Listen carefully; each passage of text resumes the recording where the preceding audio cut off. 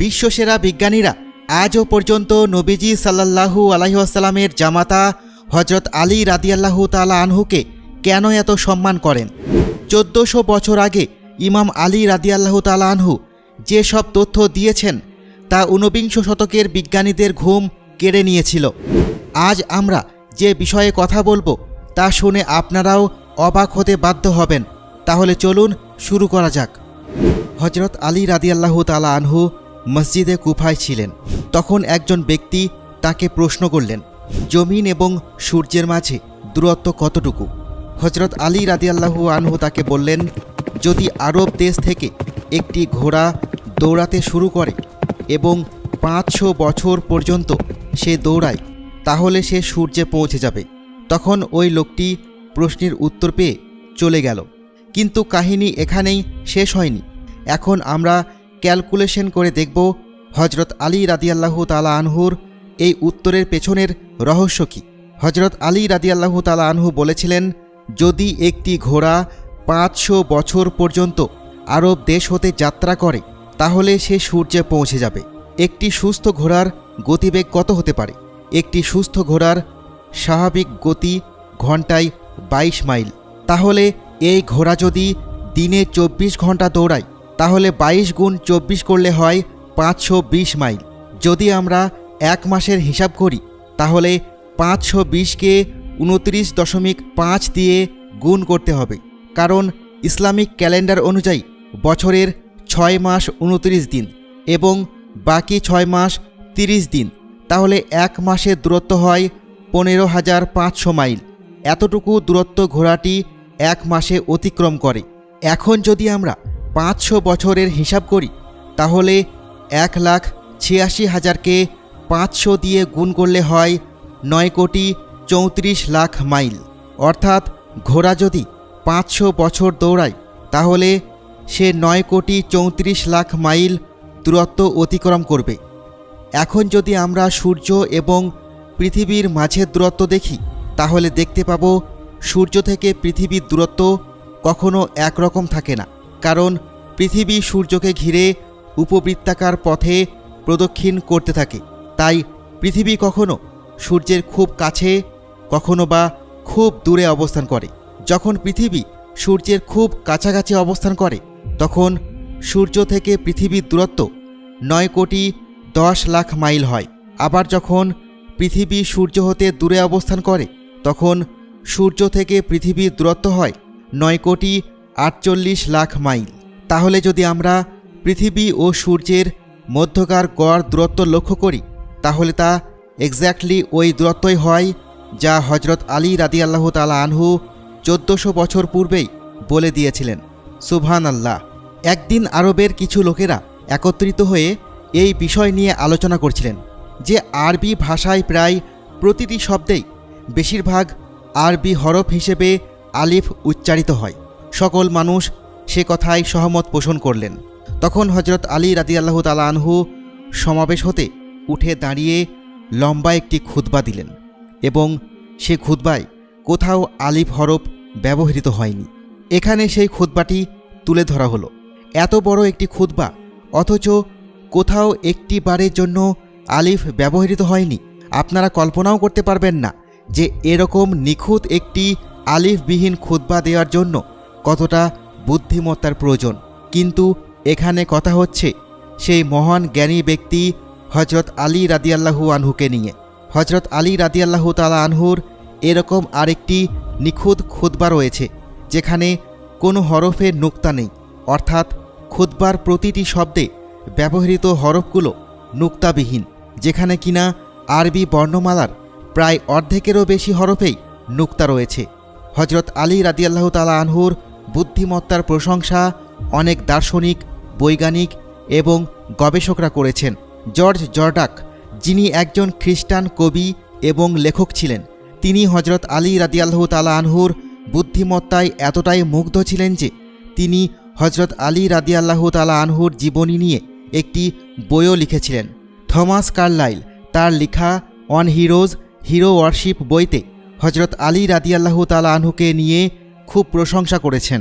আর তার চারিত্রিক গুণাবলী, উপস্থিত বুদ্ধিমত্তা এবং কর্মদক্ষতা নিয়ে অনেক কিছু লিখেছেন। এরকম আরও অনেক দার্শনিক, কবি ও বৈজ্ঞানিকরা রয়েছেন যারা হজরত আলী রাদিয়াল্লাহু তাআলা আনহুর বুদ্ধিমত্তার প্রশংসা করেছেন, যেখানে কিনা তাদের মধ্যে কেউই মুসলিম ছিলেন না। হজরত আলী রাদিয়াল্লাহু তাআলা আনহু বলেছেন, আল্লাহ ছাড়া আর কোনো দ্রষ্টা লুকিয়ে থাকা দেহের ভেতরের রঙিন সূক্ষ্ম রক্তকণিকা দেখতে পারে না। হজরত আলী রাদিয়াল্লাহু তাআলা আনহু বলেছেন, পৃথিবীতে এমন কিছু সূক্ষ্ম আলোকরশ্মি রেখা রয়েছে যা মানব চোখ দেখতে পারে না। এখানে তিনি আরও বলেছেন, আমরা আমাদের জানা অজানা এমন অনেক বস্তু দ্বারা পরিবেষ্টিত রয়েছি যা কিছু মানব চক্ষু দেখতে পারে না। এখানে হজরত আলী রাদিয়াল্লাহু তাআলা আনহু মাইক্রো অর্গানিজম যেমন ভাইরাস, ব্যাকটেরিয়া ও প্রোটোজয়ের কথা বলেছেন, যা খালি চোখে দেখা যায় না। এককোষী অণুজীবের রহস্য 17শো শতাব্দীতে অ্যান্টনি ভ্যান লিওয়েনহুক আবিষ্কার করেছিলেন, যেখানে কিনা হজরত আলী রাদিয়াল্লাহু তাআলা আনহু 1000 বছর পূর্বেই বলে দিয়েছিলেন। তিনি আরও বলেছেন, আল্লাহ ছাড়া বাকি সকল শ্রোতা সূক্ষ্ম আওয়াজ শুনতে অক্ষম। সূক্ষ্ম আওয়াজসমূহ তাদেরকে বধির করে দেয় এবং উচ্চ আওয়াজ তাদের থেকে দূরে চলে যায়। এখানে হজরত আলী রাদিয়াল্লাহু তাআলা আনহু উচ্চ ফ্রিকোয়েন্সির কথা বলেছেন, অর্থাৎ 20 হার্টজের কম শব্দ যা আমরা শুনতে পারি না। সেই সূক্ষ্ম আওয়াজ হলো আমাদের চোখের পলক ফেলার এবং রক্ত সঞ্চালনের আওয়াজ। আর উচ্চ আওয়াজ হলো 140 ডেসিবেলের অধিক আওয়াজ, যা কিনা মানুষকে বধির করে দেয়। এখানে হজরত আলী রাদিয়াল্লাহু তাআলা আনহু উচ্চ আওয়াজ হিসেবে যে সকল আওয়াজকে বুঝিয়েছেন তা হলো স্পেস থেকে আসা আওয়াজ। একে CMBR অর্থাৎ কসমিক মাইক্রোওয়েভ ব্যাকগ্রাউন্ড রেডিয়েশন বলা হয়। এখানে যে প্যারাগ্রাফটা আপনারা দেখতে পাচ্ছেন তা কার্ল সেগানের লেখা কসমস নামক বইটি থেকে নেওয়া হয়েছে। কার্ল সেগান নাসার একজন মহাকাশ বিজ্ঞানী ছিলেন। এখানে তিনি বলেছেন, এবং পৃথিবীতে প্রাণীর হৃদয়ে প্রোটিন যা কোষের রসায়নকে নিয়ন্ত্রণ করে এবং বংশগত নির্দেশ বহন করে এমন নিউক্লিক অ্যাসিড অথবা DNA আমরা এই অণুগুলিকে আদর্শহীন বলে খুঁজে পাই, এবং আপনি যদি অনেক পিছনে যান তাহলে তা একই জিনিস দিয়ে তৈরি হয়। আর এখানে হজরত আলী রাদিয়াল্লাহু তাআলা আনহুর এই খুতবাটি পড়ুন। ঠিক একই কথা হজরত আলী রাদিয়াল্লাহু তাআলা আনহু বলেছিলেন, অথচ হজরত আলী রাদিয়াল্লাহু তাআলা আনহু আজ থেকে 1400 বছর পূর্বে পৃথিবীতে এসেছিলেন। আর কার্ল সেগান 19বিংশ শতাব্দীতে জন্মগ্রহণ করেছিলেন। একইভাবে হজরত আলী রাদিয়াল্লাহু তাআলা আনহু আরও বলেছেন, পিতাদের মধ্যে পারস্পরিক স্নেহ তার ছেলেদের মধ্যে একটি সম্পর্ক তৈরি করে, কিন্তু সম্পর্কের চেয়ে সম্পর্কের মধ্যে ভালোবাসার প্রয়োজন বেশি। এখানে তিনি বুঝিয়েছেন যে যদি বাচ্চার বাবা মার মধ্যে পারস্পরিক সম্পর্ক ভালো থাকে, তাদের মধ্যে ভালোবাসা থাকে, তাহলে তাদের বাচ্চার মধ্যেও তা প্রতিফলিত হবে। কিন্তু যদি বিবাহিত দম্পতির মধ্যে সম্পর্ক ভালো না থাকে, সবসময় ঝগড়া বিবাদ লেগেই থাকে, তাহলে সেটাও তাদের সন্তানদের মধ্যে পাওয়া যাবে, যা কিনা তার আরও অনেক বছর পরে রিসার্চের মাধ্যমে পাওয়া গেছিল যে বাবা মায়ের চারিত্রিক বৈশিষ্ট্য ক্রোমোজোম দ্বারা জিনের মাধ্যমে সন্তানদের মধ্যে স্থানান্তরিত হয়। হজরত আলী রাদিয়াল্লাহু তাআলা আনহু আরও বলেছেন যে এটি ঈশ্বরের মহত্বের শক্তি এবং তার উদ্ভাবনের অলৌকিক শক্তি, যার মাধ্যমে তিনি কঠিন মাটির পৃথিবীকে অতল নিচ্ছিদ্র জল থেকে তৈরি করেছেন এবং জমিন ও আসমানের 7টি স্তর সমুদ্র থেকেই সৃষ্টি করেছেন। আজ থেকে 4 দশক পূর্বেই বিজ্ঞান 7 layer theory of the earth আবিষ্কার করেছেন। হজরত আলী রাদিয়াল্লাহু তাআলা আনহুর মতামত অনুযায়ী পৃথিবীর বায়ুমণ্ডল সমুদ্র হতে অরিজিনেট হয়েছে, যেখানে কিনা এখনকার সকল ভূবিজ্ঞানী এই তত্ত্বের উপর বিশ্বাস করে। আর এই রিসার্চ এখনও প্রসেসিংয়ে রয়েছে।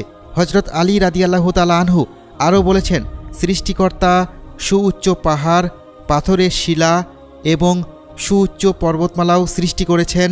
তিনি সেগুলিকে তাদের অবস্থানে রেখেছিলেন এবং তাদের শিকড়গুলিকে স্থির রেখেছিলেন এবং তাদের শিকড়গুলি জলে রয়ে গেছিল। এখানে তিনি পর্বতমালার মূল ভিত্তির উৎসের থিওরি ব্যাখ্যা করেছেন, যা কিনা 19বিংশ শতাব্দীতে জন ফিলমোর হাইফোর্ড ইন্ডিয়াতে আবিষ্কার করেছিলেন। এ শব্দ শুধুই হজরত আলী রাদিয়াল্লাহু তাআলা আনহুর জ্ঞানের সামান্য একটি ঝলক ছিল মাত্র।